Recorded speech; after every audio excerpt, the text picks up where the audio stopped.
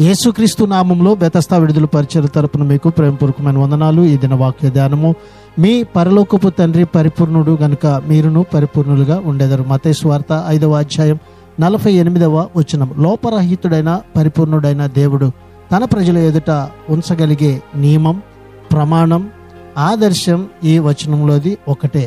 పాపములో ఉన్న ఈ లోకము గాక దేవుడే వారికి మాదిరిగా ఉండాలి. అయితే లోపం లేని పరిపూర్ణులు మాత్రమే దీన్ని పూర్తిగా ఆచరించగలుగుతారు. అయినా దేవుని రాజ్యంలోని వారంతా కూడా దీన్ని లక్ష్యంగా గురిపెట్టుకోవాలి. బైబిల్ నందు క్రొత్త నిబంధనలో ఇతర వచనాలలో కూడా క్రైస్తవులకు లోపం లేని ప్రవర్తనే గురిగా ఉండాలని చూపుచూ ఉన్నది. పరిపూర్ణతను గురిగా పెట్టుకోవడం అంటే దాన్ని సాధించినట్టు కాదు. దేవుని విషయంలో జీవం కలిగి బ్రతకాలన్నదే ముఖ్యం. మనము ఏది చేసినా దేవుణ్ణి సంతోషపెట్టేందుకు చేయాలి. స్వార్థపూరితంగా ఏ కార్యాన్ని కూడా మనము చేయకూడదు. ప్రార్థన.